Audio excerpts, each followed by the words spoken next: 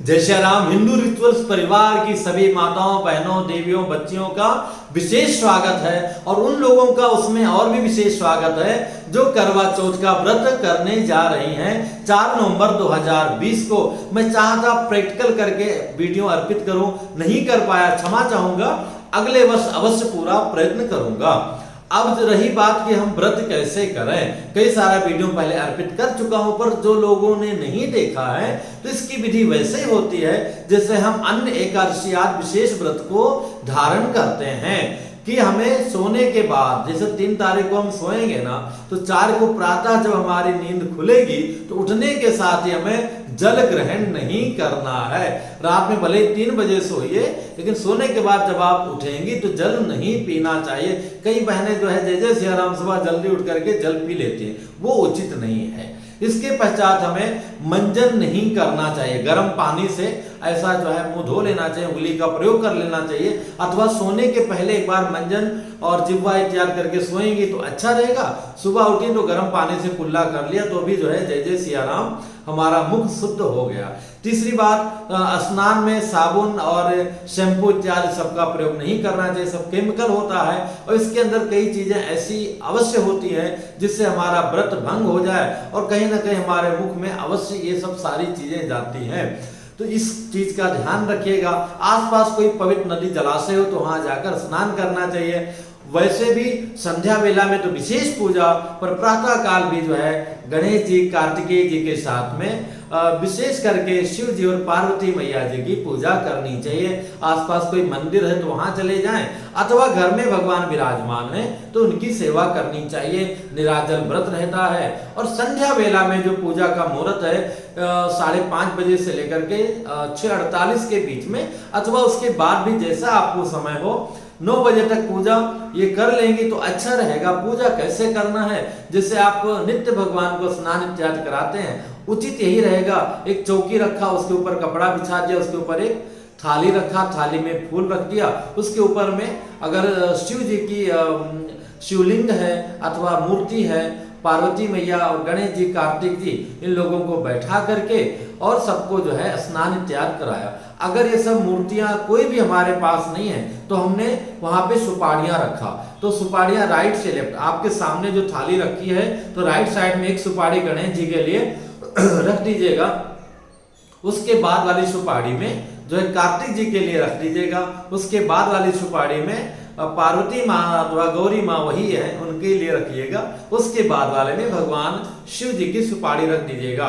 इस प्रकार जो है सुपाड़ी रखने के बाद में आसन पर आप बैठ गए और उसके बाद में संकल्प वैसे मानसिक तो हमें प्रातः ही लेना चाहिए कि हे गौरी मैया, हे शंकर जी महाराज, अपने पति की प्रसन्नता के लिए, दीर्घ आयु की कामना के लिए, आपस में प्रेम पूर्वक जीवन का आनंद लेने के लिए ये मैं व्रत धारण कर रही हूँ। ऐसा संकल्प आप जल इत्यादि लेकर करें तो उत्तम है, ना करेंगे मन से कर लेंगे तो भी उत्तम है। कहीं कोई पुण्य की कमी नहीं होगी, हमारा समर्पण कम नहीं होना चाहिए, बस। अब इसके बाद में जब हम वहां पर आसन बिछा करके बैठ गए, सामने चौकी है, नहीं चौकी है तो एक थाली जो है हमने ऐसे रखा उल्टा करके, उसी के ऊपर दूसरी थाली रख दिया, थोड़ा ऊंचा हो गया, उसकी जगह आप पाट भी रख सकते हैं, कोई भी ऊंचा वस्तु रख के उसके ऊपर आपने कपड़ा बिछा करके थाली रखा। अब उनका हमें दिया पहले जला के रख देते हैं। फिर हमें आवाहन करना चाहिए अगर मूर्ति नहीं है तो पहला चावल लिया लेफ्ट हैंड में, राइट हैंड से पहली सुपारी में गणपतये नमः, गणपतिम आवाहयामि स्थापयामि। दूसरा सुपारी लिया ओम कार्तिकेय नमः, कार्तिकम आवाहयामि स्थापयामि। तीसरा माँ गौरी नमः, गौरीम आवाहयामि स्थापयामि। चौथे में शाम सदा शिवाय नमः, शाम सदा शिवम आवाहयामि स्थापयामि। उसके ऊपर में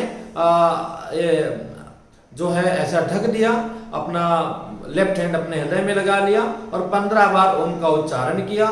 जब उच्चारण पूरा हो गया तो दोनों हाथ से टच करके जो है इन मंत्रों को सुन लीजिएगा। अस्ये प्राणा प्रतिष्ठन्तु, अस्ये प्राणा क्षरन्तु च, अस्ये देवत्वमर्चाये मा महेतिश्च कश्चनः। गौम गणपत्यादि भगवान शाम सदाशिव पर्यंत आवाहिता देवता प्राणा सुप्रतिष्ठिता वरदा भवन्तु। अब इसके बाद में एक एक चम्मच जल सबको अर्पण कर दीजिएगा। इसके बाद में पंचामृत अर्पण कर दीजिए। उसके बाद में जल से उनको अच्छी तरह धो करके पोंछ करके और ऊपर जो आसन, मेन आसन है, चौकी वगैरह जहाँ बैठाना है, फाइनल बैठाना है, वहां भी एक नया वस्त्र बिछा देना चाहिए। उसके ऊपर अथवा फूल में जगह बना करके बैठा दीजिए। रक्षासूत्र चढ़ा दीजिए। गणेश जी को, कार्तिकेय जी को, शिव जी को जनेऊ चढ़ा दीजिए। और माता पार्वती जी के लिए साड़ी तैयार लाए तो पीछे वो रख सकते हैं। इसके बाद में चंदन लगा दीजिए, चावल चढ़ा दीजिए, कुमकुम चढ़ा दीजिए। शिव जी की अलावा शिव जी और कार्तिक जी को छोड़ करके गणेश जी और गौरी मैया को सिंदूर लगा सकते हैं। अबीर गुलाल इत्यादि लगा सकते हैं। फूलों से सजा सकते हैं। मोगरा, चंपा, गुलाब जैसा भी है, बेलपत्र सबको अर्पण कर सकते हैं। दूर्वा केवल गणेश जी को चढ़ा दीजिए। इसके बाद में धूप कीजिए, दीप कीजिए।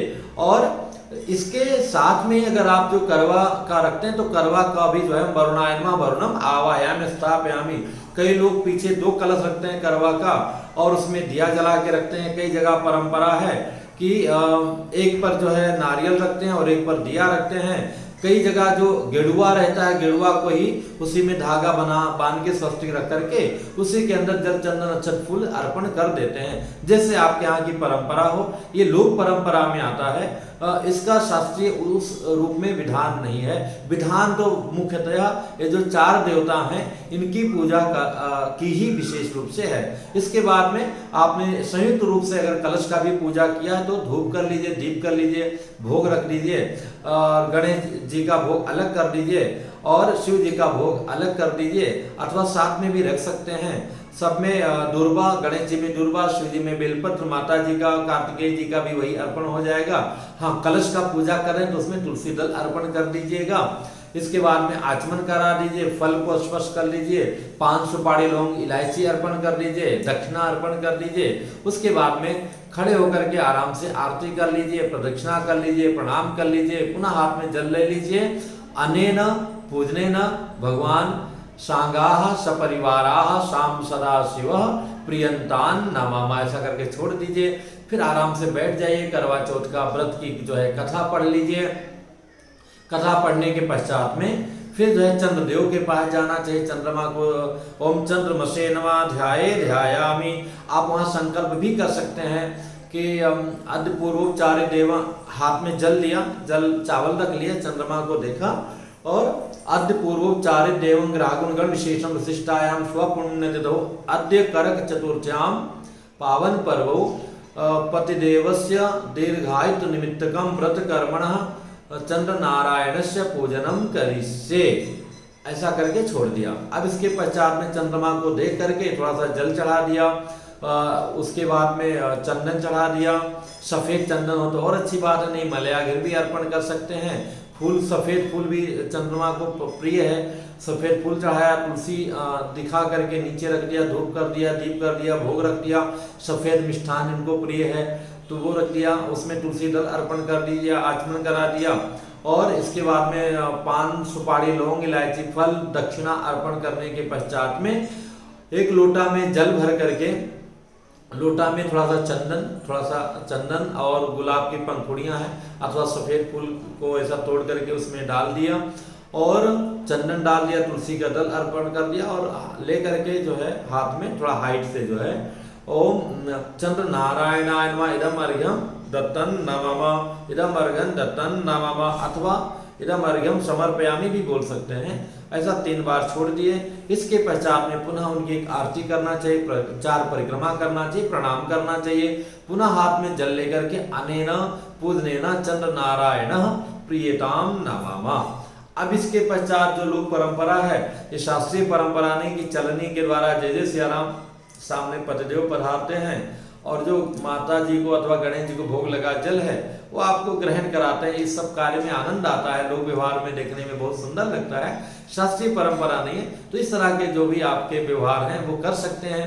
और इसके पहले जो घर में वो कलश घुमाने का था, कई जगह अलग अलग प्रथा है घुमाने का, तो जैसे आपके यहाँ देशाचार हो, लोकाचार हो, वैसा कर सकते हैं। इससे संबंधित कोई प्रश्न हो जो लगता है अति कंपलसरी है, आप कमेंट्स कीजिएगा, बताने का प्रयत्न करूंगा। फिर मिलूंगा एक नई जानकारी के साथ में। जय श्री राम।